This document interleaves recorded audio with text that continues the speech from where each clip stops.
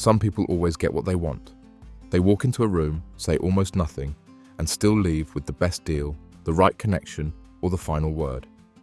You might think it's luck. It's not. It's skill, a silent power they've mastered. And the best part, you can learn it too. We're not talking about lying or tricking people. This is about quiet control, steering conversations, shaping outcomes, and planting ideas, all without anyone feeling pushed. It's the kind of influence that wins arguments before they start and makes people feel like they made the decision themselves. Subtle manipulation isn't about force, it's about finesse. It's knowing how to respond, when to pause, and what to emphasize. It's understanding human behavior so well that you can move through almost any situation on your terms. Think about how often you're told what to do by ads, co-workers, family. Now imagine turning the tables. Imagine influencing the influencers. This isn't magic, it's psychology, strategy, timing. You don't need a loud voice, just a sharp mind and a calm presence. If you've ever felt like the underdog in a conversation, this is your new advantage. Influence isn't a mystery, it's a formula, one based on how people naturally respond to social cues. Understanding this formula gives you the upper hand in almost any setting. It begins with a few core psychological principles. First, reciprocity. Humans are wired to return favors. Give something, time, attention, a compliment, and most people feel a need to give something back. Picture this. A co-worker buys coffee for the team on Monday. By Thursday, they have a group ready to support their proposal. It's not just kindness, it's leverage. Next is commitment and consistency. Once someone commits to a position, even a small one, they're more likely to stick with it. It's why asking someone to just sign this petition often leads them to donate later. In relationships, if someone says they value honesty, they'll go out of their way to act honest, even when it's hard, just to stay consistent with what they said. Then there's social proof. People look to others to decide what's right, especially when unsure. If a new restaurant has a line out the door, you assume it's worth waiting for. In a meeting, if everyone nods at one idea, the silent holdouts are likely to follow. It's not about logic, it's about not being the odd one out. Authority is another powerful force. People are more likely to trust someone who looks or sounds confident, educated, or experienced. It's why someone wearing a suit often gets more respect in a room than someone in jeans, even if they say the exact same thing. Appearance alone can tilt a conversation. Lastly, there's liking. People say yes to those they like. That's why good influencers make others feel seen and understood. Think of a skilled salesperson who remembers your name, your last purchase, and even asks about your dog. They're not just friendly, they're building influence through connection. All these principles work because they tap into instinct. They're not tricks. They're human patterns, predictable and reliable. Use them ethically, and you're not manipulating people. You're speaking their language. Before we continue with the video and my further explanation about the problems with influence and how people use it unethically, I'd like to ask for your help. I'm trying to reach 1,000 subscribers, so I'd really appreciate it if you could subscribe and support me. Okay, let's continue. Telling someone not to do something often makes them want to do it more. That's the core of reverse psychology. It works because people crave autonomy, the feeling that their decisions are their own. So when that sense of control is threatened, even slightly, they often rebel, right into your hands. Imagine a teenager who's told, "You probably wouldn't be interested in this book. It's pretty deep." Suddenly, they want to prove you wrong. Or in the workplace, telling a colleague, "You probably have too much on your plate to take the lead on this project," might spark their competitive streak. This tactic isn't about being sneaky. It's about allowing people to come to conclusions you've already mapped out by thinking it was their idea. Used ethically, it can gently nudge people toward better choices without confrontation. Anchoring is the practice of setting a reference point that skews perception. It's especially common in negotiations, marketing, and pricing strategies. The first number or idea thrown out becomes the anchor, and all future discussions orbit around it. In real estate, if a house is listed at $550,000, a buyer feels like they're winning if they negotiate down to $510,000, even if the house is only worth $480,000. That original price anchored their expectations. In a job interview, if you state you expect $75,000 up front, you've anchored the conversation. Even if they were planning to offer $68,000, you've shifted the zone of possibility. The trick is confidence. Anchors work best when presented without hesitation. This technique doesn't require lying. You simply plant a starting point that benefits your outcome. And when done without deception, anchoring becomes a strategy of shaping frames, not fabricating facts. Mirroring is the subtle art of copying someone's body language, speech patterns, or emotional tone. When used with care, it builds instant rapport. People tend to like those who resemble them, even in minor subconscious ways. You're in a job interview. The manager leans back and crosses their legs. Wait a moment, then do the same. They speak slowly and use specific words. Mirror that rhythm and vocabulary.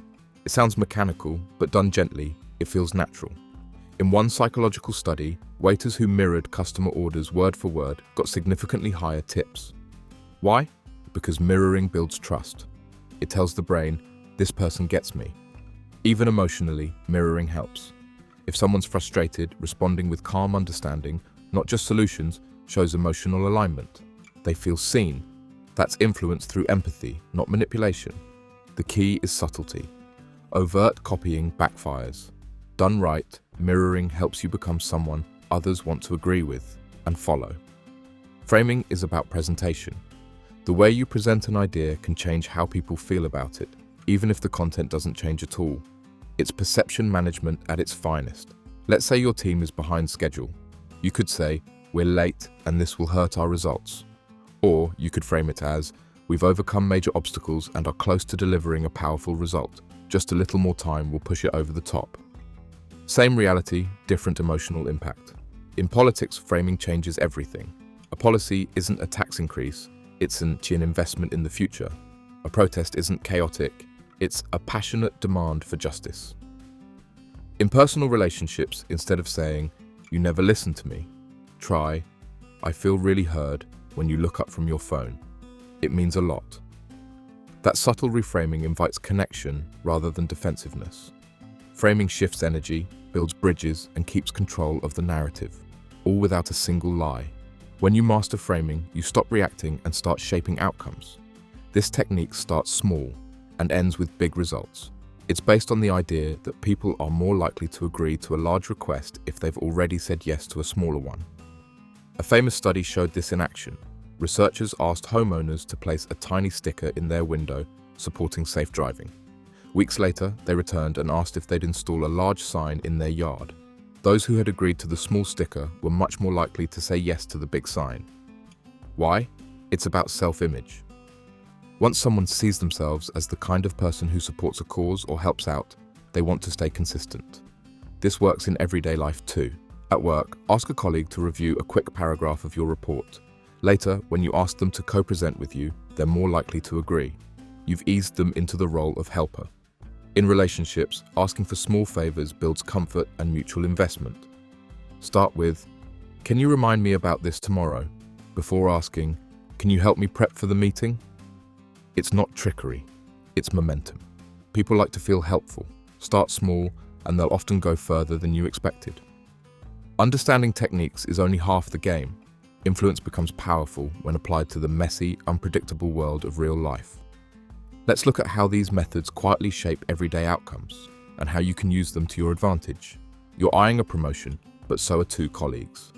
Instead of sending long emails listing your accomplishments, you take a different route. First, you anchor expectations. In a casual meeting, you mention that industry peers in similar roles earn higher salaries or manage larger projects. No demand, just a seed planted. Your manager now sees your request in a broader, more favorable context. Then you build consistency.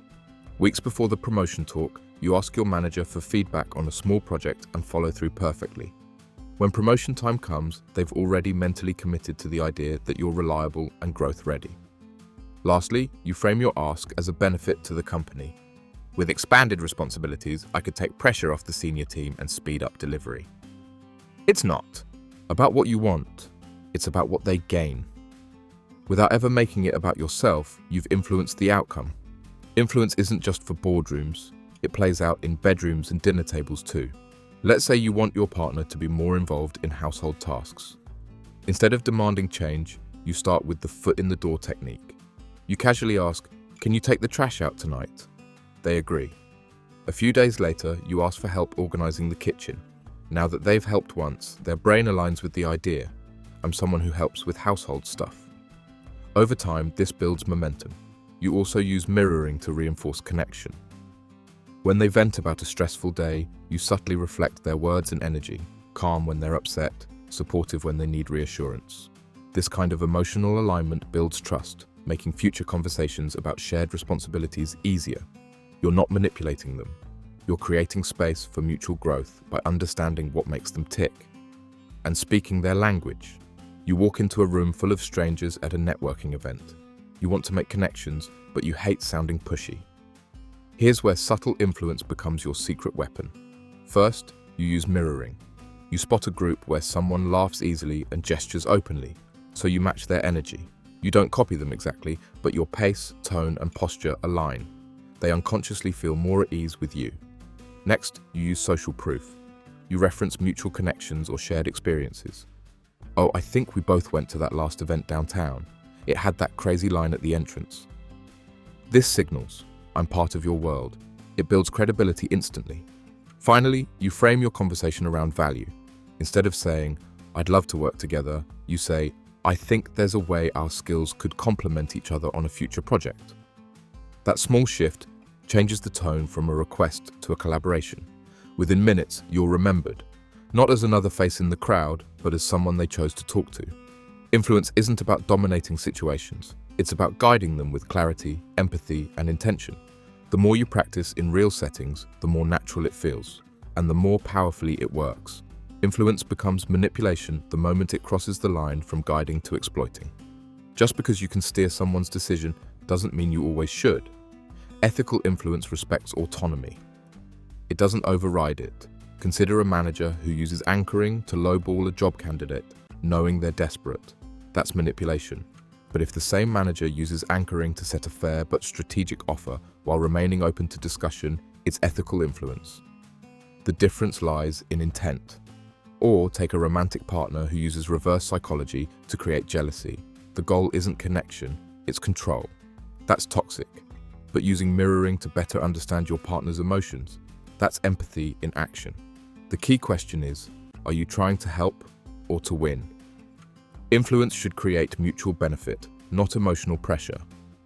Even in sales, framing a product to highlight value is fair, unless you hide the downsides. Transparency keeps persuasion honest. Use these tools to build trust, not break it. Influence should empower both sides, making decisions easier, not trickier. When your intentions are clear, your tactics stay clean. And that's where true power lies, in influencing with integrity, not dominance. Influence isn't reserved for politicians, CEOs, or master negotiators. It's a tool anyone can use, quietly, ethically, and powerfully.